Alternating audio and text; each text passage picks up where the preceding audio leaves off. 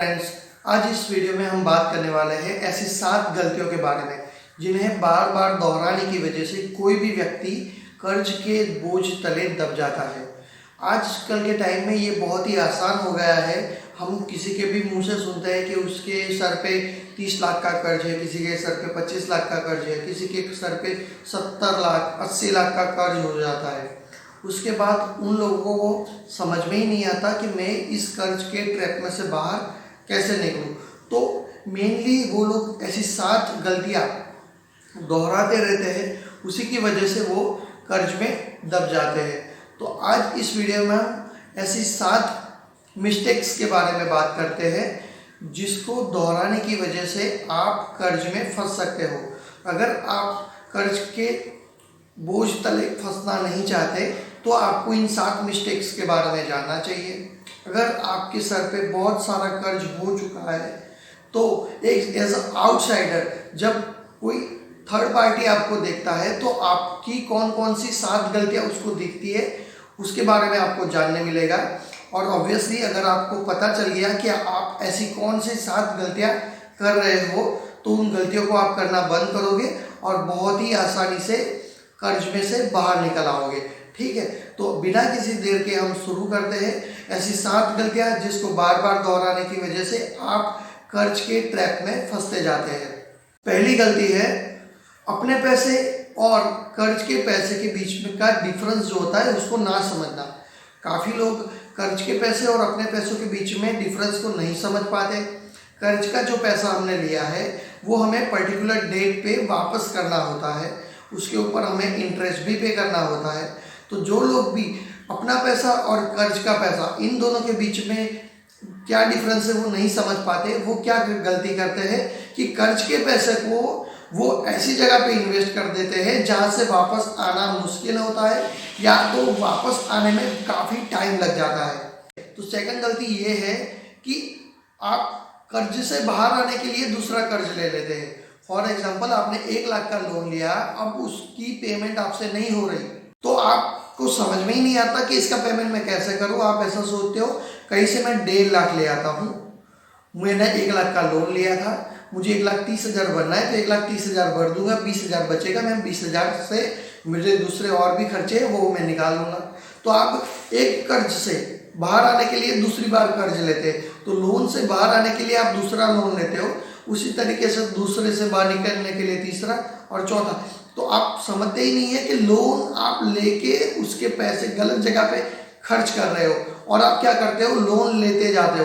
तो इसी वजह से आपके सर पे कर्ज धीरे धीरे से बढ़ता जाता है और आपको समझ में ही नहीं आता कि पता नहीं ये क्या हो रहा है। अब तीसरी गलती जो हमें समझनी चाहिए और हम बिल्कुल भी नहीं समझ पाते कि वो होती है कंपाउंडिंग इफेक्ट। अब कंपाउंडिंग इफेक्ट क्या है वो समझ लीजिए। अगर आप ऐसा मत समझिए कि आपने एक लोन लिया था, वो अपने से नहीं भरा जा रहा था, तब आपने दूसरा लोन ले लिया, अब वो दूसरा लोन भी नहीं भरा जा रहा, अब आपने तीसरा लोन ले लिया। अब आप ये समझिए कि एक लोन ने आपकी हालत कितनी खराब की थी, अब वो 3 लोन हो चुकी है और वो तीनों मिलके काम कर रही है। मान लीजिए कि हम एग्जाम्पल के लिए मान लेते हैं कि अगर 1 लाख का आपने लोन लिया था और उसके ऊपर आपका पर मंथ इंटरेस्ट जा रहा था 1,000 रुपये, अब आपने 3 लोन कर दी है तो 3 लाख रुपए का लोन हो गया है और अब उसके ऊपर इंटरेस्ट जा रहा है महीने का 3,000 रुपये।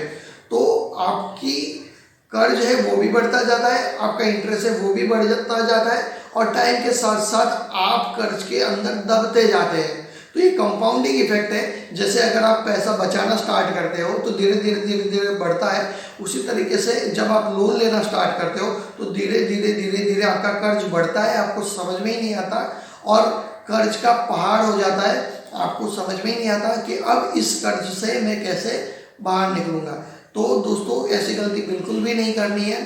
कंपाउंडिंग इफेक्ट को बहुत ही समझिए, आपको सोच समझ के लोन लेना है।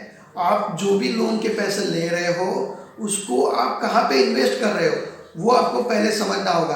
अगर आपने ये समझ लिया कि मैं कहाँ पे इन्वेस्ट कर रहा हूँ तो आप कैश फ्लो को समझ पाओगे और जब आप कैश फ्लो को समझ पाओगे तब आपको पता चलेगा कि मुझे एक्चुअली में कितने रुपए की लोन लेनी चाहिए। रिक्वायरमेंट अलग चीज़ है, एलिजिबिलिटी अलग चीज़ है। रिक्वायरमेंट हमारी है 5 लाख की, बट हमारी एलिजिबिलिटी अगर 2 लाख की है तो हमें 2 लाख से ज़्यादा का कर्ज कभी भी नहीं लेना चाहिए। अब चौथी गलती जो बहुत ही बुरी गलती है वो है लोन लेना बंद नहीं करते। एक बार जब आप लोन के ट्रैप में फंसते जाते हैं तब आप समझ ही नहीं पाते कि मैं पैसा तो कमा रहा हूँ, पता नहीं कहाँ जा रहा है। तो आप क्या करते हो, और लोन लेते हैं दूसरी लोन को निकालने के लिए, दूसरी लोन को पे करने के लिए। अब इसमें क्या होता है आप वो समझ लीजिए, कोई भी बैंक में अगर आप जाओगे तो वो आपको reducing rate of interest offer करती है। अब रिड्यूसिंग रेट ऑफ इंटरेस्ट में ये चीज़ होती है कि शुरुआत के जो 6-7 EMI आप पे करते हो उसमें मैक्सिमम इंटरेस्ट अमाउंट होता है। अगर आपका EMI केवल 1000 रुपये का है तो मान लीजिए उसमें से 750 रुपये तो आपके इंटरेस्ट के ही है, बाकी का 250 रुपये है, वही है आपका प्रिंसिपल अमाउंट। अब ये समझिए कि आपने शुरुआत में एक लोन लिया, उसके 10-12 EMI पे किए, उसके बाद आपने कहीं से दूसरा बड़ा लोन लिया और पुराने छोटे लोन को पेड ऑफ कर दिया। तो क्या होगा कि आपने जो शुरुआत के 5-10 EMI पे किए थे उसमें तो आपने ज़्यादातर इंटरेस्ट ही पे किया था, आपकी कैपिटल तो कम हुई ही नहीं थी। तो आपकी कैपिटल तो वैसी की वैसी खड़ी है, ऊपर से आपको प्री लोन क्लोजिंग चार्ज भी लगेगा। कुछ बैंकों में GST भी लगता है, कुछ फाइनेंस कंपनी में भी GST लगता है। तो प्री लोन क्लोजिंग चार्ज आप मान लीजिए कि 1000 रुपये लगा तो उसके ऊपर 18% GST लग जाएगा, मतलब 1180 रुपये लग जाएगा। ये एग्जाम्पल देके आपको समझाने की कोशिश की जाती है जिससे आप आसानी से अपनी अमाउंट को काउंट कर पाए, ठीक है। तो ऐसी चौथी गलती है जो हम करते हैं वो क्या है कि लोन से बाहर आने के लिए हम बार बार लोन लेते रहते हैं और आप अपनी गलती को समझते ही नहीं है कि सबसे बड़ी गलती ये है कि जब आप लोन में फंस चुके हैं तो आपको वहीं पे उसी टाइम पे नया लोन लेना बंद कर देना है और आपको अपनी पुरानी लोन को कैसे पे करें उसके बारे में सोचना है। बल्कि लोग ये गलती करते हैं कि उस लोन से बाहर आने के लिए नए लोन लेते रहते हैं। तो लोन लेना बंद करें, ठीक है। लोन लेना चालू रखते हैं, वही गलती है जिस वजह से आप कर्ज में दब जाते हैं। 5वीं मिस्टेक है अपनी लाइफस्टाइल को टाइम पे चेंज ना करना। नॉर्मली ऐसा देखा गया है कि जिन लोगों के सर पे बहुत ज़्यादा कर्ज हो जाता है वो लोग ऐसे गलती करते हैं कि अपनी लाइफस्टाइल को टाइम पे चेंज नहीं करते।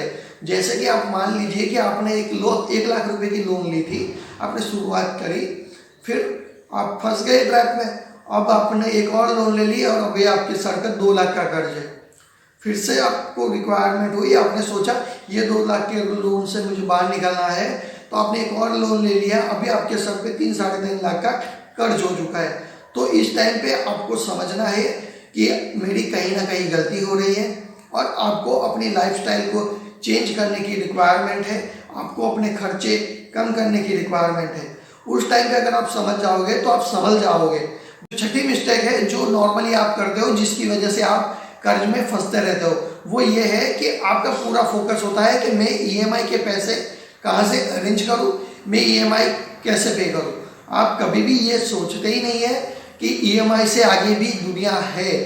आप अपनी इनकम बढ़ाने के बारे में नहीं सोचते हैं, आप कोई बड़ा पिक्चर नहीं देख पाते, आपको बस यही चिंता लगी रहती है कि मेरा इस डेट को 15,000 का EMI है, मैं 15 का जुगाड़ करूं, इस डेट को मेरा 10,000 का EMI है, मैं 10,000 का जुगाड़ करूं, इस डेट को मेरा 7,000 का EMI है, मैं 7,000 का जुगाड़ करूं। इसमें आपकी गलती ये होती है कि आपके हर कोई जानने मिलने वालों से भी आप पैसे ले लेते हो।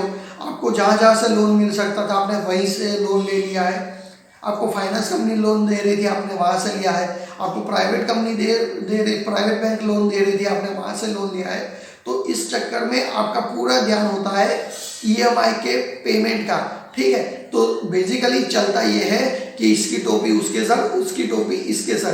तो इस चक्कर में क्या होता है कि पैसा आता है और चला जाता है, आपकी जेब में कुछ भी नहीं बचता, आपके हाथ में बस आता है वो होता है डेट, कर्ज, कि आपके सर पे कर्ज बढ़ता जाता है, बस यही बेनिफिट होता है आपको। तो 7वीं मिस्टेक के बारे में अगर मैं बात करूं तो आप ये 7वीं मिस्टेक करते हैं कि आप ये बिल्कुल सोचते ही नहीं कि मैं अपनी इनकम कैसे बढ़ाऊं। जब एक बार कर्ज बढ़ चुका है, आपको भी पता है कि मुझे अब लोगों को पैसा देना है वो ज़्यादा है, तो आपको ये भी करना होगा, ये भी सोचना होगा कि मैं अपनी इनकम कैसे बढ़ाऊं, क्योंकि जब आप अपनी इनकम बढ़ाओगे तभी आप कर्ज से बाहर आ पाओगे। Thank you for watching this video. अगर आपको ये वीडियो अच्छा लगा हो और आपको लगता है कि इस वीडियो को शेयर करके आप किसी की हेल्प कर पाओगे कर्ज से बाहर आने के लिए या फिर कर्ज में ना जाने के लिए, तो जरूर इस वीडियो को लाइक कीजिएगा और शेयर कीजिएगा। Thank you very much.